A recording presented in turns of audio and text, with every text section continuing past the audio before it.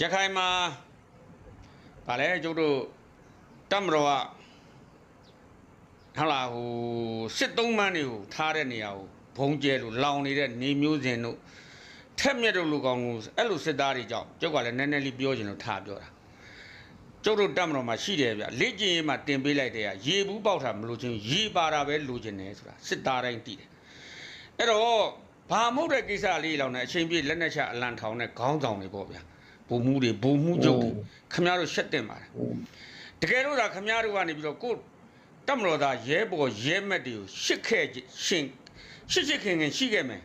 ဆိုလို့ရှိရင်အဲ့ဒီလိုခက်ခဲနေတဲ့အချိန်မျိုးမှာခမရတို့ရဲ့အောက်ကရှိတဲ့အောက်ရှည်စစ်သားတွေကခမရတို့အတွက်တည်ပြီးဖို့အဆင်သင့်ပဲဗျသူတို့ဝမ်းနေနေမှာမဟုတ်အဲ့တော့ခမရတို့ကကိုရဲဘော်တွေကြတော့ခမရတို့ကစံရဲနာနာဖို့ဆိုပြီးလှုပ်ရှင်တာလှုပ်တယ်ရှေ့တန်းမှာတစ်မျိုးနောက်တန်းမှာတစ်မျိုးဟမ်ရဲဘော်တွေရှိရလဲပတ်စံချတယ်အလကားရတဲ့နေရာလဲတယောက်တည်းသုံးတယ်တကယ်တော့ခမရတို့ကခေါင်းဆောင်တွေပီတာမယ်ဆိုလို့ရှိရင်တိတ်ခက်ခဲလာတဲ့အချိန်မျိုးမှာရဲဘော်တို့ငါမင်းတို့နဲ့ဓာတ်တူရှိတယ်ငါတို့နိုင်အောင်တိုက်မယ်နော်ငါတို့မတည်တွေ့ဒီစကားမကြရဘူးကွာလိုင်းပေါ်ကနေပြီးတော့စစ်မဖြစ်နဲ့နော်မဲကိုယ်တိုင်လာခဲ့နော်ဒီနေရာမှာနေပြီးတော့နော်ဘုံမကြီးကြော်ကြော်တန်းတို့နေပြီးတော့နော်သူတို့အသက်တွေကိုနေပြီးတော့သေခံပြီးတော့တိုက်တာနော်ဘယ်လုံးမဖြစ်နိုင်ဘူးနော်ရေတယ်ရိုက်ခါတွေအကောင်လုံးပြဲပြီးတော့နော်လက်နဲ့ခင်းရဲတွေပြတ်တော့တဲ့အချိန်မှာတော့မှသူတို့ခုခံခဲ့တယ်ဒီရှင်ကြီးနော်ဘယ်လုံးမသိခဏစစ်သုံးပိုင်းနဲ့ဖြစ်တော့တာနော်မင်းလီဘော်ကနေပြီးတော့အာမချောင်းနဲ့ဟဲ့ဖိုးကြီးနော်မင်းကိုယ်တိုင်လာတော့နော်မင်းကိုယ်တိုင်လာတိုက်နော်လေဘော်ကနေပြီးတိုက်အာမချောင်းနဲ့မင်းနော်မင်းတို့တွေကနေပြီးတော့တော်နေပြီးတော့ပြမယ်ဆိုရင်ဒီစစ်လော်ပြီးတယ်နော်တဲမတော်သားတဲ့ဒီလောက်ထိအသက်ပေးတာကိုနေပြီးတော့ပြပြရဲတဲ့ကောင်တွေမင်းတို့ကောင်တွေနော်မင်းလာကြီးမြေပြင်ရှင်နေမှာဘယ်လိုဖြစ်နေလဲဆိုတာနော်ဒီဘော်ကတော့အကုန်လုံးကနေပြီးတော့စစ်ပွဲဖြစ်တတ်တာပဲနော်လက်တွေ့မှာတော့ဘယ်လိုခံစားရလဲဆိုတာတို့တက်မတော်သားတွေအသိဆုံးပါမင်းလာကြည့်ရအောင်နော်မင်းတို့ရှိမှလည်းငါရှိတယ်ဆိုရင်အဲ့ရဲဘော်တွေကဘာပြောမလဲဒီစကားကိုပြောခဲ့တာလူချွန်နယ်တွေပြောခဲ့တဲ့စကားမဟုတ်ဘူးငါမသေးငါစကားမကြရဆိုစစ်သားတွေတွေးနေရေးခဲ့တာအဲ့တော့နည်းနည်းလေးအခက်ခဲရှိပြီဆိုတာနဲ့လက်နဲ့ချမယ်အလံထောင်မယ်ဆိုပြီးတော့ခမရတို့ခေါင်းဆောင်တွေဘုံမှုကျုပ်တွေဘုံမှုတွေမချစ်ဘူးလားခမရတို့ကမာမမရှိရင်ခမရတို့ဘေးမှာရှိတဲ့စစ်သားတွေအားလုံးကခမရတို့အတွက်တည်ပြီးအဆင်သင့်မယ်ဘယ်တော့မှတည်ပြီးအဆင်သင့်မဟုတ်ဘူးအကုန်လုံးထွက်ပြေးတာဒီခေတ်မှာနော်တို့တဲမတော်သားတွေကအကုန်လုံးထွက်ပြေးတာပြမယ်ဆိုရင်နော်တရားသွားစီအောင်ရမယ်ဆိုတာခမရတို့လည်းသိမှာပါနော်ခုကနေပြီးတော့တိုင်းရင်းသားဒေသတွေကိုနေပြီးတော့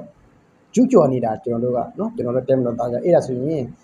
ဘယ်လိုမှဘေးစစ်ပွဲပဲဖြစ်နေပြီးတော့မနိုင်ဘူးကျွန်တော်တို့တက်မလို့သားတွေကနော်ဒီအကောင်လုံးမသားပေါ်ကုန်တာပဲမဟုတ်ဘူးလားနော်လေပေါ်ကနေပြီးတော့တင်နဲ့တိုင်မပြင်းနဲ့ဟဲ့အောင်နော်မင်းကိုယ်တိုင်လာစစ်သေးဝင်ပြီးတော့တင်နဲ့ကင်ပြီးတော့သွားတိုက်နော်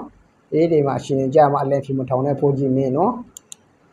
တဲ့နဲ့ချမှာမဟုတ်ဘယ်တော့မှခမရအလံဖြူထောင်မှာမဟုတ်တယောက်တည်းကြံတိုက်တယ်အဲ့တော့ခမရတို့ဘာဖြစ်လဲရှေ့မှာတမျိုးနောက်မှာတမျိုးဘာလို့ခမရတို့တန်ရောစင်နေရခမရတို့ရှမ်းသာမှုပေါ်မှာရောက်နေတဲ့အတွက်ဒီလိုတွေဖြစ်နေရတယ်အဲ့တော့ပြောချင်တာကဒီဇိုင်းတွေကောင်နော်အခုခမရတို့စစ်သုံးပန်းစခန်းကိုလေနဲ့ဘုံကျဲပါတယ်ကျဲလေကျဲပြီပဲတို့တို့တက်မလို့မှာစခန်းစုတ်ခွာမှုလေးအဆင့်တောင်မှ1230ကြာလို့ရတယ်လက်နဲ့ချတယ်ကျေနော်ဒီတက်မတော်ထောက်ခံတဲ့စစ်သားတယောက်ကတော့မှတက်မတော်ကအင်းဖြစ်စဉ်ကိုဒုံကြည့်တော့တယ်ပြီးတော့ဝင်ခင်ဖြစ်တယ်နော်နောက်ဗီဒီယိုပိုင်းလေးမှာစစ် lobby တွေဘယ်လိုပြထားလဲဆိုတာခင်ဗျားတို့ကြည့်နားထောင်ကြည့်နော်အလန့်ထောင်နေဆိုရင်တည်တံပေးရမှာပဲအဲ့တော့အောက်ခြေစစ်သားတွေကိုတော့အားနာပါတယ်ဒီလိုခေါင်းဆောင်မျိုးတွေရှိလို့ရှင်ဒါပြည်တွင်းစစ်ဆိုတဲ့အဆင့်လေးပဲရှိသေးတယ်ကဘာစစ်ဆိုရင်ခင်ဗျားတို့ဘုံတလုံးတောင်ကြမှာမဟုတ်သေးဘူးကျွန်တော်တို့အလန့်ထောင်ပါတယ်ဆိုတော့လုံးမဲ့လူကြီးမျိုးတွေထောင်နေနော်မလို့အကူဗျာတကယ်လိုအပ်တဲ့စစ်သားတွေရှိတယ်အခုတက်လာပြီခင်ဗျတက်ချုပ်ကြီးကတကယ်လုံးတဲ့လူတွေကိုတကယ်နေရာတွေပေးနေတယ်ဟောပြီအဲ့ဒါဆိုရင်မြန်မာပြည်ကြီးက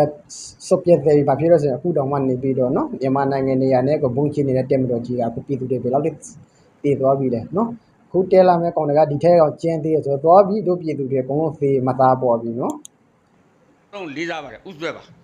ပဲပေါ့နော်မင်းသားမင်းမကုန်းကစက်တက်နဲ့အတူပူပေါင်းပြီးတော့အလင်းဝင်သွား ဝေး ပြီး သား ရှင်းသက်ပြီးတော့အရေးတော်ပုံဆိုတာလဲဆောင်ဖို့ပဲရှိတော့မှာ BDF တော်တော်များများလဲအုတ်ကူတွေရောက်ကုန်ကြပြီနောက် BDF လူငယ်တွေကိုမြင်ရှင်ပါတယ်တွေ့ရှင်ပါတယ်ဆိုလို့ရှိရင်ပြတိုက်နဲ့အုတ်ကူပဲလက်ညှိုးခွေးပြရတော့မှာ မင်းအမေသေးရင်လေအုပ်ကူသွားရမှာပဲမဟုတ်ဘူးလားနော်မင်းအဖေသေးရင်လည်းအုပ်ကူသွားမှာမင်းသေးရင်လည်းအုပ်ကူသွားမှာမဟုတ်ဘူးလားနော်မင်းတို့စစ်တက်ထောက်ခင်တဲ့ကောင်တွေကဒီတိုင်းပါပဲနော်ကြည့်ရတာကစောက်ခွဲကနေပြီးတော့6ရုပ်နော်ဘယ်လောက်ထိစစ်ဘွားမလေးဆိုတာကြည့်ဘွားမတယ်နော်ကျွန်တော်တို့ PDF လေးတွေဘယ်လောက်ထိမောင်းလဲဆိုတာခင်ဗျာကြည့်နော်မေအလိုတွေ ပေးရှင်တဲ့မက်ဆေ့ကတော့မြင့်မို့တောင်ကိုခေါင်းနဲ့ဝင်တိုက်လို့မရဘူးဆိုတာပဲ ပေါ့နော်ရခိုင်ရှင်းတန်းလေးပေါ့လူမဆောက်တော့ပါဘူးနောက်မှပဲပြန်ကြည့်ကြပါဦးများတော့လူမဆောက်တော့ပါအောင်ရခိုင်ရှင်းတန်းလေးရှင်းပြချင်လို့ပေါ့ရခိုင်ရှင်းတန်းဆိုတော့သိရမလားမြန်မာတိုင်းနိုင်ငံလုံးမှာရှိတဲ့ရခိုင်တွေကိုလိုက်ရှင်းခိုင်းတာမဟုတ်ဘူးနော်သိလားငါတို့ကအဲ့လောက်မယုံပါဘူး အေးဒါပြရှင်းတာမင်းတို့ဗမာမဟုတ်ပါမဟုတ်နော်ဘိုက်သားတွေမင်းတို့ဘိုက်သားတွေအပြင်းရှင်းတယ်နော်လူမျိုးဇွေးတွေမပါပြားနဲ့အမေတို့တွေနော်မုံဖြစ်တယ်ငါတို့ဗမာတွေကတက်ကကြကြားလားအဲ့ရနော်အလုံးမဘောမားတွေနော်နေပြီးတော့စောက်ပိန်းတွေမေးတို့စောက်ပိန်းတွေနော်လူလိုပြားလို့နားမလီတဲ့ကောင်တွေဘာပြောလဲကြည့်ခင်ဗျ ဒါပေမဲ့လည်းဒီလိုမျိုးလူမျိုးရေးအထီးကယုံမဖြစ်အောင်ဖန်တီးနေတဲ့ရခိုင်တဘုံ6အုပ်စုကတတ်ရှိရထားကြတော့ ခွေးသားတပုံအမေအခုတိမသိသေးဘူးလားအပေကောင်ကတပုံကျန်းဖဲလဲဆိုမေလွှမ်းရပြဆက်ပြ ပြောလို့မရအောင်ဒီတစ်ခေါက်နဲ့ဆိုရင်3ချိန်ဖြစ်သွားပြီနောက်ထပ်4ချိန်မြောက်ဆိုရင်တော့မြန်မာတိုင်းနိုင်ငံလုံးကရခိုင်တွေမင်းတို့ရဲ့ဘဝမတွေ့ရဘူးဒီလားနော်ဒါပေမဲ့လည်းမဆိုင်တာတော့မဆိုင်ဘူးပေါ့ကွာဒီလားရခိုင်ပြည်နယ်အမ်းမြို့နယ်ဒါလက်ချောင်းဒေသမှာအေးတွေဖမ်းဆီးထားတဲ့စစ်တုပ်ပန်းတွေကိုတဲ့စစ်တပ်ကတပတ်တိတိကိုကင်းထောက်လုပ်ပြီးတော့အကျဉ်းထောင်မှန်းတိလို့တမိန်သက်သက်ကိုဗုံးကျဲတယ်ဆိုပဲ မဟုတ်လားရ လေရင်နဲ့ချတာပေါ့နော်သူတို့ရဲ့လေရင်နဲ့ချထားတဲ့နေရာလေး ဒီကောင်တွေကဒီနေရာမှာနော်သေတော့တဲ့ဒီဘုံမူကြီးတွေဘုံချခံတဲ့စစ်တုံးပဲတဲ့နေရာမှာဒီကောင်တွေရဲ့အမေအဖေနဲ့သေတော့ရင်လေဒီကောင်ကဒီစကားမပြောဘူးဒီစစ်လိုကြီးရနော်လူမဆန်တော့တော့ကနေပြီးတော့နော်မင်းတို့ဒီမျိုးတွေမင်းတို့စစ်တဲ့ထောက်ကနေမင်းတို့စစ်တဲ့အချမ်းဖက်စစ်တဲ့တွေသေတော့တာဒီနေရာမှာနေပြီးတော့မင်းတို့ကာကွယ်ပြီးကြားရမှာနော်ပေါ့ပူလာမင်းတို့အချမ်းဖက်စစ်တဲ့ကဘိုးကြီးတို့တွေပါတယ်မလို့သားတွေတည်ဆုံးတော့တာ နိုင်ငံကိုနေပြီးတော့ကာကွယ်နေတဲ့ဟာတွေနေပြီးတော့မင်းတို့ကပြန်ပြားတယ်ဆိုတော့မင်းတို့ကတော်တော်ကိုပြောမှဆိုရင်ဒီမစင်နဲ့ကောင်းတယ်နော် လားနော်စစ်တုပ်ပန်းဥပဒေအရာပေါ့အဲကြောင့်မလို့စာမတတ်ပင်မတတ်တဲ့နေပိန်းတွေကိုပဲဂျစ်ထက်လို့ရမှာဖြစ်တယ်ပေါ့ အေးမင်းတို့ကောင်းနေပြားတာစာမတက်ပြင်တယ်မင်းတို့ကောင်းပြားတာနော်စာလေးနေလားတလုံးနေနေလားတလုံးတပါတာတေတာနေပြီးတော့စောက်ဖုန်းတို့နိုင်ပေါ်မှာနော်စောက်ပိန်းတွေမင်းတို့စောက်ပိန်းတွေနော်စောက်လုံးလေးတွေတော့များမယ်တေတာပေါ့နော်စောက်ပိန်းတွေ ခိုင်တော့ဓာတ်ပုံလေးကြည့်လိုက်အောင်တေးပါ